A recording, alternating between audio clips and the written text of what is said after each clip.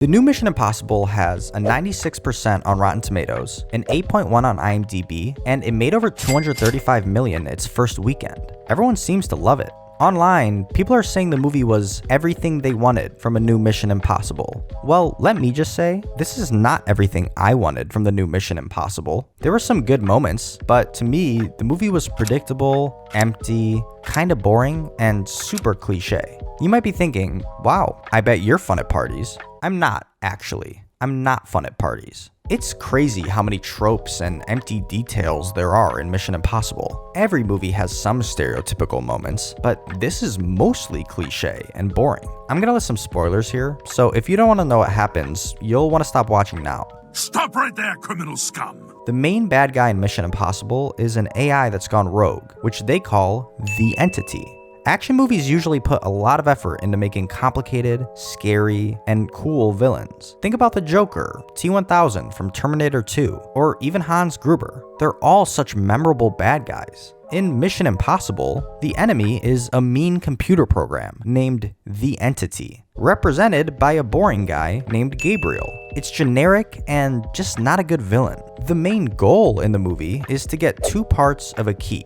The key to stopping the evil computer program is an actual, literal key, so that you can access the original source code of the program or whatever. Again, it's the most obvious, cliche object and goal they could have picked. So the main villain and objective are pretty boring. What about the characters? Watching Tom Cruise run is never not going to be fun. But other than that, there's nothing notable about any character in this movie. There's only one character that's even kind of complicated, and that's Grace, the pickpocket Ethan eventually recruits. Other than her, every character is basically just good or bad, plus one other trait. That's it. Speaking of Grace, Mission Impossible does another annoying cliche repeatedly: the pickpocket battle. There are many moments when Ethan and Grace talk to another character or each other and end up stealing something from them without us as the audience seeing it happen. Basically, they have a whole fight or chase with someone, and then at the end, they reveal that they swiped half the key at some point. Not only is it cliche, but it's completely unsatisfying.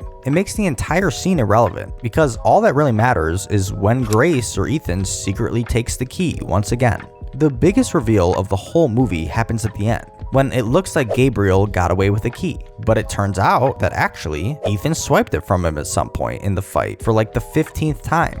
That's the most significant triumph in the movie, and it falls so flat.